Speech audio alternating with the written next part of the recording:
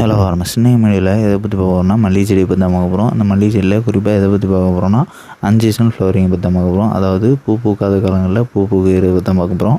பொதுவாகவே மல்லிகை செடி எடுத்துக்கிட்டோம்னா மல்லிகை செடியை பொறுத்தவரை மழைக்காலத்துலேயும் பனிக்காலத்துலேயும் இயற்கையாகவே பூக்காது. அதுக்கு பூக்கக்கூடிய சூழல் கிடைக்காது. குறிப்பிட்டு சொல்லணும் அப்படின்னா மல்லிகை செடிக்கு மழை காலத்தில் அதிகமான தண்ணீர் கிடைக்கிறதுனாலையும் மழை காலத்துலேயும் பனிக்காலத்துலேயும் செடிக்கு கிடைக்க வேண்டிய போதுமான அளவு வெப்பம் கிடைக்காததுனாலையும் அதே நேரத்தில் பனி காலத்தில் அதிக அளவு மேல் பரப்பில் பனி விழுறதுனாலையும் இந்த மாதிரியான காரணிகளால் மழை காலத்துலேயும் பனி காலத்துலேயும் இயற்கையாகவே மல்லிகை செடி பூக்காமல் போகும்.